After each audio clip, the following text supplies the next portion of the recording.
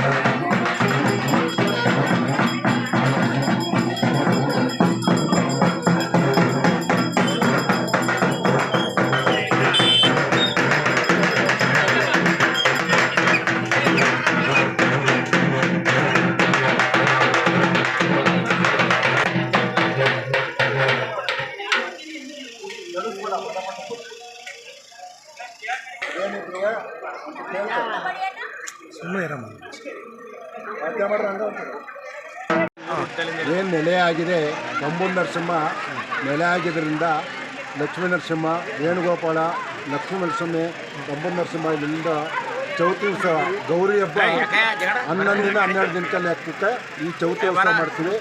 ಈ ಉತ್ಸವನ ಊರವ್ರು ಮಾಡ್ತಾಯಿದ್ರು. ಅದನ್ನು ಈಗ ಹಿಂದಿಂದಲೂ ಬಿಂಗನಹಳ್ಳಿ ಗ್ರಾಮಸ್ಥರು, ನಂಜೇಗೌಡರು, ಅವ್ರ ತಂದೆಯವರು ಮಾಡ್ತಾಯಿದ್ರು. ತಲಾಂತರ ಈಗಲೂ ಮಾಡ್ಕೊಂಬರ್ತಾಯಿದ್ರೆ. ಚೌತಿ ಅಂದರೆ ಗೌರಿ ಹಬ್ಬದ 11 ದಿನಕ್ಕೆ ಚೌತಿ ಅಂತ ಆಗುತ್ತೆ. ಅದು ಈಶ್ವರ ಗಣಪತಿ ಇದು ಏನು ಹೊಟ್ಟೆ ಹೊಡೆದಾಗ ನಾಗರ ಕಟ್ಟಿದ್ದರಿಂದ ಅದು ಚೌತಿ ಉತ್ಸವ ಅಂತ 11 ದಿನಕ್ಕೆ ಮಾಡ್ತೀವಿ. ಇದು ತಲಾಂತರದಿಂದ ನಮ್ಮ ಬೋಳಮಾರನಹಳ್ಳಿ ಹುಟ್ಟರಿಂದ ಆಗಿದೆ. ಈ ಚೌತಿ ಉತ್ಸವನ ಮುಂದೆ ಜೋರಾಗಿ ಊಕರು ನಡೆಸ್ಕೊಂಡು ಹೋಗ್ಬೇಕು. ಹಿಂಗಲ್ಲ, ಸಾವಿರಾರು ಜನ ಸೇರಿ ಚೌತಿ ಉತ್ಸವ ಮಾಡಬೇಕು. ಇದು ಎಲ್ಲೂ ನಡೀತಾ ಇಲ್ಲ. ಇಡೀ ನಾವು ಸುತ್ತಮುತ್ತ ಎಲ್ಲೂ ನೋಡಿದ್ವಿ. ಈ ಚೌತಿ ಉತ್ಸವ ಬೋಳಮಾರನಹಳ್ಳಿ ಬಿಟ್ಟರೆ ಬೇರೆ ಕಡೆ ಎಲ್ಲೂ ನಡೀತಾ ಇಲ್ಲ.